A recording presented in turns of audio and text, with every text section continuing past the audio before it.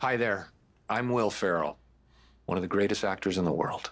A long time ago, back when I was at Saturday Night Live, I met a guy who was hired as a writer the same week I was hired.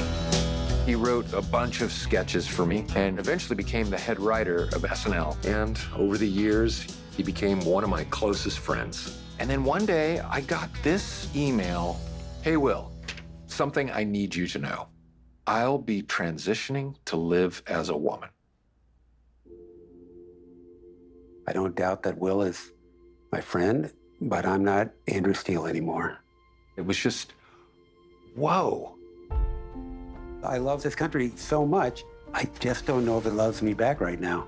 Harper, would you want to do a road trip as this new version of yourself and at the same time figure out what this all means to us? You recognize this guy? This is a Hollywood movie star. No. You don't recognize Okay. That's okay. Roll up the window. Were you a little worried about how to talk to me when I came out to you? Yeah, probably a little nervous. There are no ground rules with friends, I'm telling you. I invite any friend of mine to ask me these questions. I am not afraid to talk about them. Here's a question. Do you think you're a worse driver as a female driver? That's the dumbest. That is so, no, that is so, oh, fuck you. Zing! But I am. Woo! Yeah. Oh. Oh, yeah. This is my friend Harper. How you doing? Nice to meet you, bro. Hey, not a bro, She. though. The she, but that's Oh, okay. Sorry. This is probably around the age where I started to feel just kind of weird. Yeah. I used to come out to these kind of places before, and then I transitioned and I got a little afraid. You know what I'm saying? Come out. I'm not really afraid of these people. I'm afraid of hating myself. All I want to do is live.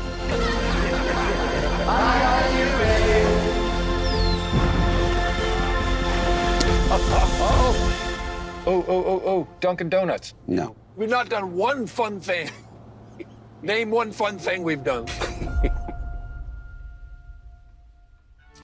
So there's two ways to change a culture. One is to focus on issues. The other is to convince people to abandon issues for the sake of personal stories, narrative, and emotions.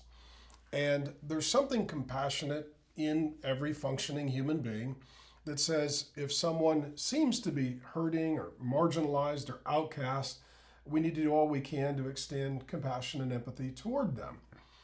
And that is not necessarily bad or wrong. There's about 60 verses in the Gospels that speak of Jesus' emotions. The most common emotion expressed of Jesus is compassion. But when we demonstrate compassion to an individual, maybe that is struggling or hurting or has mental health issues, are we then willing to rewrite right and wrong policy and to establish a new cultural norm that would encourage more of that behavior? So let me give you an example. If someone has gender dysphoria was a mental health condition until very recently, according to the DSM, which is kind of the Bible for mental health issues. If somebody has gender dysphoria, meaning they feel like I'm a man trapped in a woman's body or I'm a woman trapped in a man's body, if they're feeling that way, can we love them? Can we have compassion toward them? Yeah, and we should. Does that mean we agree with them? No. In the same way, if someone says, I feel like I'm Asian, or I'm a Minotaur, or I'm an elf, they're not.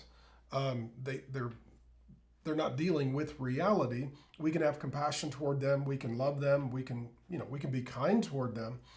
But to then celebrate them, not just embrace them, but celebrate them, means now what we're doing, we're setting a new cultural norm. And we're saying that more people need to be like this person. And then what you're doing, you're taking those that are lonely and want to be accepted.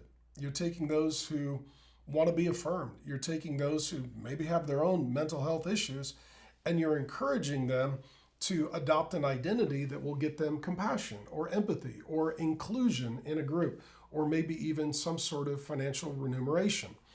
As this happens, what you're doing is you're saying, we now need to rewrite cultural norms so that the least healthy person among us is celebrated and welcomed. Well, let's just run that playbook. What do we do for those people who their struggles are at this point criminal? For example, let's say there are people that identify as minor attracted persons, which is what they're trying to do with the LGBTQIA alphabet soup. They're trying to add an M. What about those people? They feel that way. That's who they are. That's how they express themselves. This is them being true to themselves. And what I'm telling you is, and I know that'll sound offensive, but at the end of the day, we're not asking, is there a line? We're asking, where does the line get drawn? Where does someone, like, for example, let's say I wanted to go to college and I decided that I identify as a Native American female and that I could qualify for certain scholarships. You say, well, you can't qualify as a Native American female. Well, what if I want to run on the track team and I identify as a Native American female? Oh, well, now you can identify as a Native American female, because what we're dealing with now is not reality. We're dealing with people's feelings. And if what we're saying is feelings overcome facts and reality, then there is eventually no line, and the least healthy, most broken people with significant mental health issues, they're not only normalized, they're celebrated, and then other people tend to follow in their example. And next thing you know, so that this person doesn't feel isolated, you've created an unhealthy culture that has multiplied their dysfunction.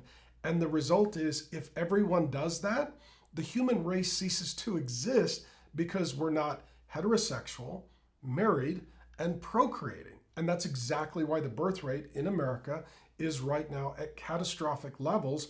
And if it wasn't for illegal immigration, we would have a significant population problem. And so what we're talking about is, let's flush Western civilization so that somebody's friend feels like we care about them.